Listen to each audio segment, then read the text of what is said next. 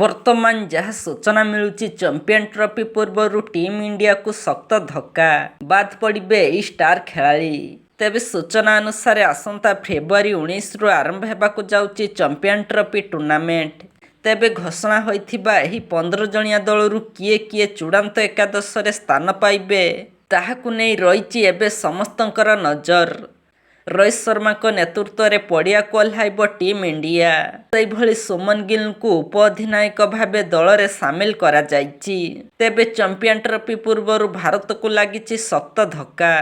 ପାକିସ୍ତାନ ଏବଂ ଦୁବାଇରେ ଖେଳାଯିବାକୁ ଥିବା ଚମ୍ପିଆନ୍ ଟ୍ରଫି ଟୁର୍ଣ୍ଣାମେଣ୍ଟ ପାଇଁ ଦମଦାର ଟିମ୍ ଘୋଷଣା କରିଛି ବିସିସିଆଇ। ଦଳରେ ଏକାଧିକ ଷ୍ଟାର ଖେଳାଳି ରହିଥିବା ବେଳେ ଟିମ୍କୁ ଫେରିଛନ୍ତି ଦୁର୍ଦ୍ଧଷ ବୋଲର ସାମି। ଦୀର୍ଘ ଦିନ ଧରି ଆହତ କାରଣରୁ ଦଳରୁ ବାଦ୍ ପଡ଼ିଥିବା ମହମ୍ମଦ ସାମିଙ୍କୁ ମିଳିଛି ସୁଯୋଗ।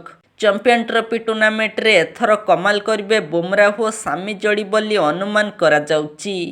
ଆଉ ପେସ୍ ବାହିନୀରେ ଉଭୟଙ୍କୁ ସହଯୋଗ କରିବେ ଅର୍ଶଦୀପ ସିଂ। ସେହିଭଳି ଅଲରାଉଣ୍ଡର ଭାବେ ହାର୍ଦ୍ଦିକ ପାଣ୍ଡ୍ୟା ବି ରହିଛନ୍ତି। ମୋଟ 4 ଜଣ ଅଲରାଉଣ୍ଡରଙ୍କୁ ଦଳରେ ସାମିଲ କରାଯାଇଛି। 2 ଜଣ ବ୍ୟାଟିଂ ଅଲରାଉଣ୍ଡର ରହିଥିବା ବେଳେ ଆଉ 2 ଜଣ ବୋଲିଂ ଅଲରାଉଣ୍ଡରଙ୍କୁ ମିଳିଛି ସୁଯୋଗ। ତେବେ ଏମାନଙ୍କୁ କାହା କାହାକୁ ଖେଳାଯିବ ତାହା ପିଚ୍ ଓ ପରିସ୍ଥିତି ହିଁ ନିର୍ଣ୍ଣୟ କରିବ। ରୋହିତଙ୍କ ପାଇଁ ଏହା ନିଶ୍ଚିତ ଏକ ଚ୍ୟାଲେଞ୍ଜ ମଧ୍ୟ ହେବ।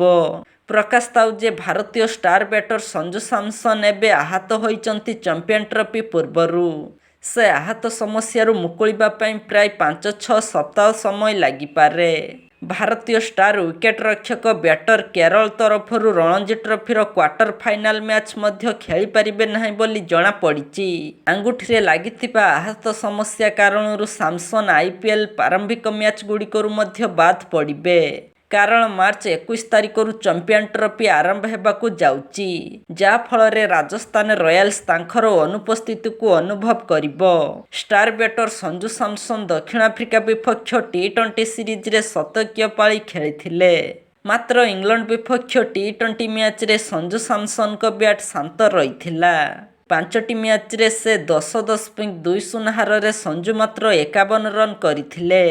ଇଂଲଣ୍ଡ ବିପକ୍ଷ ସିରିଜରେ ତାଙ୍କର ସର୍ବାଧିକ ବ୍ୟକ୍ତିଗତ ସ୍କୋର ଥିଲା ମାତ୍ର 26 ରନ୍। ଆଇପିଏଲ୍ 2025 ପୂର୍ବରୁ ରାଜସ୍ଥାନ ଚାହିଁବ ଯେ ସେ ଶୀଘ୍ର ଆହତ ସମସ୍ୟାରୁ ମୁକୁଳି ମ୍ୟାଚ୍ ଖେଳନ୍ତୁ।